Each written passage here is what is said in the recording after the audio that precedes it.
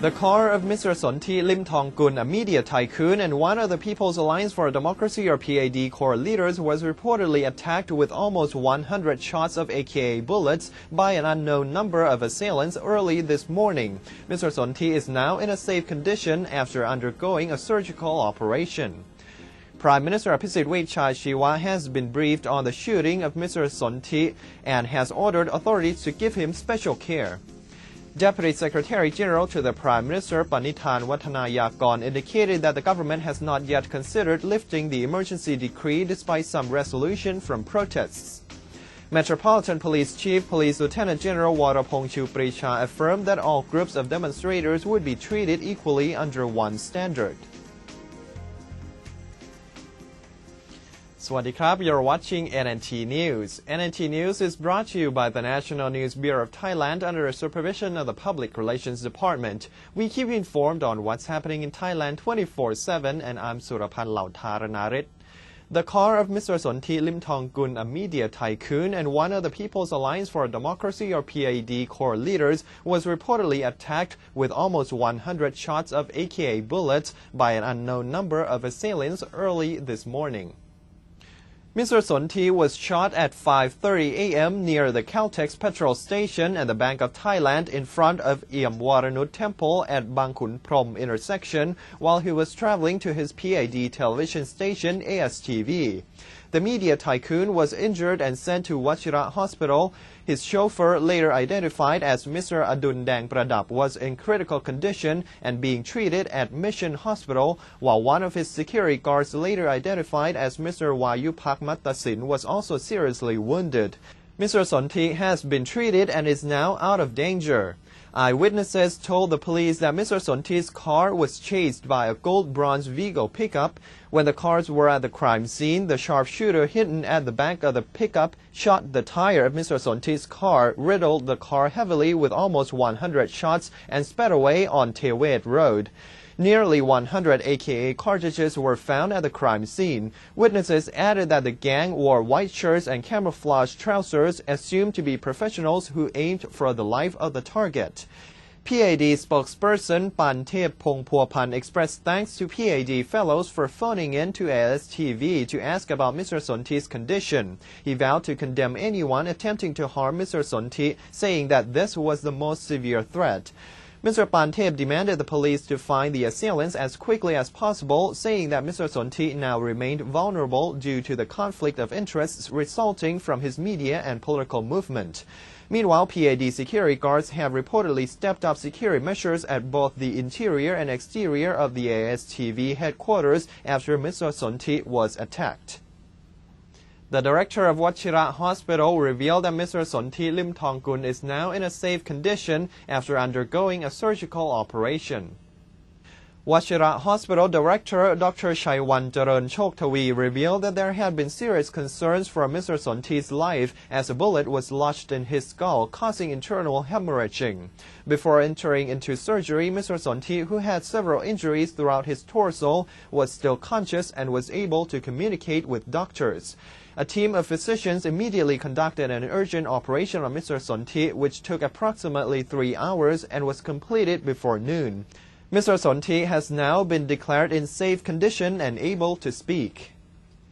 Prime Minister Abhisit Vejjajiva indicated that he had been briefed on the shooting of the People's Alliance for Democracy or PAD leader Sonthi Limthongkul and had ordered authorities to give him special care. Prime Minister Abhisit spoke before entering a special cabinet meeting today that he had received information of the PAD leader's shooting and had tasked officers with safeguarding Mr. Sonthi at Wachira Hospital. Deputy Prime Minister Suthep Thaugsuban declined to comment on the matter, stating only that authorities should be allowed to clarify all needed information. Amidst tight security at the Government House, today's special cabinet meeting is set to re-evaluate the need for the ongoing state of emergency in Bangkok and parts of the vicinities, with the PAD leader's shooting being a definite factor to the outcome of the gathering. This is the first cabinet meeting held at the Government House after the complex was besieged by the anti-government protesters from March 16th to April 14th. The Deputy Secretary General of the Prime Minister indicated that the government had not yet considered lifting the emergency decree despite some resolution from protests. Deputy Secretary General to the Prime Minister Panithan Wattanayakon responded to the private sector's urgings for the administration to end the emergency decree announced earlier this week to allow for stringent control over the anti-government demonstration, saying that an evaluation of the situation would take place today, which might result in an adjustment on how the decree would be exercised.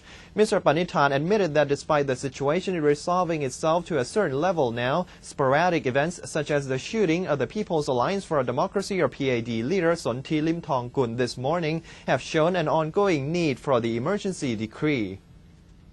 Metropolitan Police Chief Police Lieutenant General Warapong Shiupricha affirmed that all groups of demonstrators would be treated equally under one standard. Police Lieutenant General Warapong revealed that he had been acknowledged of his transfer, which would possibly be discussed during today's cabinet meeting, saying that he always applied one equal standard on all groups of demonstrators. He said that the intention and actions of the demonstrators were the very first things he took into consideration before making a decision. Police Lieutenant General Warapong said he had proposed to prohibit bail for the United Front of Democracy Against Dictatorship or UDD core leaders since the emergency decree was still in effect and the UDD core leaders could have fled if bailed out. Regarding the claim of the ousted Prime Minister Thaksin Shinawatra citing that there were deaths of UDD supporters from the protest dispersal, Police Lieutenant General Warapong said that he had been confirmed by temples and all possible places that they had found no bodies of UDD supporters, as Mr. Thaksin has stated in his interview with the English newspaper Daily Telegraph. Police Lieutenant General Warapong added that 2 bodies of UDD supporters found in the river were related to theft, not politics as speculated. The Metropolitan Police Chief said the UDD core leaders were on arrest warrants for 39 cases, including 10 for trespassing into the Interior Ministry, 15 for trespassing into Royal Cliff Beach Resort in Pattaya, and the remaining 14 for surrounding the government house. The government whip is preparing to request an opening of a parliamentary session for clarifying all incidents occurring during the recently ended anti-government protest, with a framework for the talks to be set this April 20th. Government Whip Chairman Chinawan Bunyakiat disclosed that he had been tasked by Prime Minister Abhisit Vejjajiva with gathering the opinions of coalition government members and senators on holding a parliamentary session to clarify the government's operations during the recent anti-government demonstrations and to discuss possible resolutions to the ongoing political conflicts. Mr. Chinawan stated that an approval from Parliament Speaker Chai Chit-chop had already been received, while the date for the session would soon be decided. He added that on this coming Monday, April 20th, the Prime Minister would elaborate his goals for the session and meet with all 3 whips to set a framework for the talks. During the past week, we witnessed a political chaos by protesters who claimed they demanded true democracy, but the recent riots in Bangkok raised questions on where true democracy is and what should be done in order to achieve it. Kun Suwit Rattiwan has the details. Thailand has continuously been locked in political stalemate since 3 years ago, when the military staged a coup to topple the Thaksin administration. The worst incidents are clashes and riots by anti-government protesters, which have struck a blow against the country. Why this vicious cycle never ends, and why we never learn from the past political unrest and cries for democracy to solve the present problems. The question that has never answered now returns: have political demonstrators in Thailand ever called for true democracy? There are 2 groups of political demonstrators who have prominently carried out their campaign against different governments: the People's Alliance for Democracy or PAD, or the Yellow Shirts, and the United Front of Democracy Against Dictatorship or UDD, or the Red Shirts. When looking at their motives, the PAD supporters want clean and uncorrupted politicians, while the Red Shirts want fairness, justice and equality in the society.